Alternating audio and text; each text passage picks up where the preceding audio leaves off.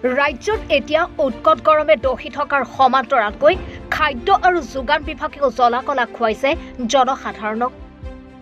দৈনন্দিন ব্যৱহৃত সামগ্ৰীসমূহৰ আকাশলংঘী মূল্যবৃদ্ধিয়ে বাৰুকৈ চিন্তিত কৰি তুলিছে সৰ্বসাধাৰণ ৰাইজক।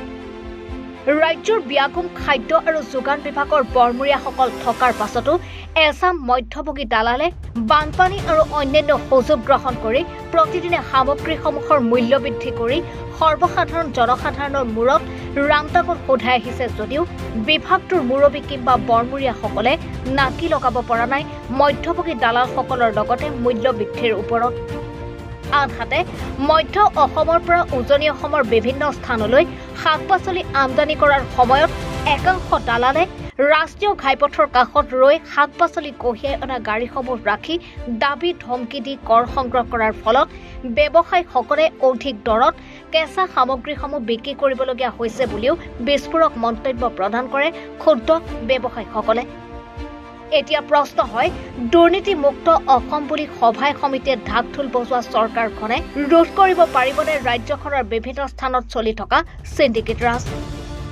सही चल रहा है, अभी तेजी है आलू का, कम आता है आलू। इतना दाम क्यों बढ़ गया?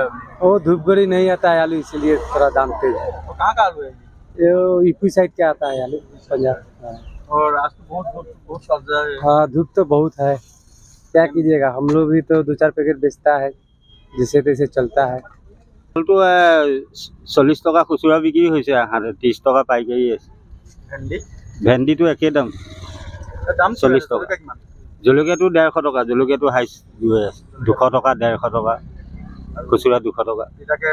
তিতা কেৰেলাটো আপোনাৰ 40 হোলচেল আছে, 45-50 বিক্ৰী হৈছে। ভাত কেৰেলাটো 60 টকা কেজি, 80 টকা বিক্ৰী হৈছে। আদাটো এতিয়া নতুন আদা ওলোৱাৰ কাৰণে অলপ কম হৈছে, এনেকৈ বাকী আদাটো আপোনাৰ 150-160 চলি আছিল। এতিয়া আজি এইটো 140কৈ হৈছে, সৰু এই কোমলীয়া আদাটো কেঁচা ওলাইছে কাৰণে। ডিমৌৰ পৰা কৃষ্ণজ্যোতি ৰাইডঙীয়াৰ ৰিপৰ্ট, এনি ভাৰত 24।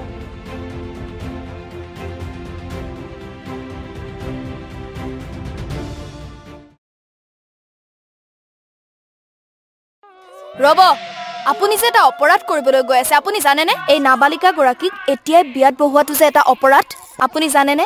অপৰাধ কেনেকৈ? মোৰ ছোৱালী, মোৰ কথা। তুমি যিয়েই নোকোৱা ভূঞা, 18 বছৰৰ তলৰ যিকোনো কন্যা সন্তানৰ বিয়া দিলেই আইনগতভাৱে এক দণ্ডনীয় অপৰাধ। বিয়া দিয়াজন যিমান দায়ী, বিয়া পতাজনো সমানে দায়ী। এতিয়া তাই পঢ়া শুনা কৰাৰ বয়স, খেলা ধূলা কৰাৰ বয়স, তাইক খেলিবলৈ দিয়ক, পঢ়িবলৈ দিয়ক, আৰু চাব এদিন আপুনি তাইক লৈ গৌৰৱ অনুভৱ কৰিব পাৰিব। এতিয়াই তাইক সংসাৰৰ বোজা দি তাইৰ ভৱিষ্যত জীৱনটো অন্ধকাৰ কৰাৰ অধিকাৰ তোমাৰ জানো আছে? মোৰ ভুল হৈ গ'ল মাজনী, মোক ক্ষমা কৰিবা। শিক্ষা ল'ৰা ছোৱালী উভয়ৰে প্ৰাপ্য আৰু অধিকাৰ। আপোনাৰ কন্যা সন্তানক তাইৰ এই প্ৰাপ্যৰ পৰা বঞ্চিত নকৰাব। বাল্য বিবাহ ভাৰতীয় আইনৰ দ্বাৰা বিহিত এক দণ্ডনীয় অপৰাধ। এনে অপৰাধ কৰি আপোনাৰ কন্যা সন্তানৰ ভৱিষ্যত অন্ধকাৰৰ মাজলৈ ঠেলি নিদিব।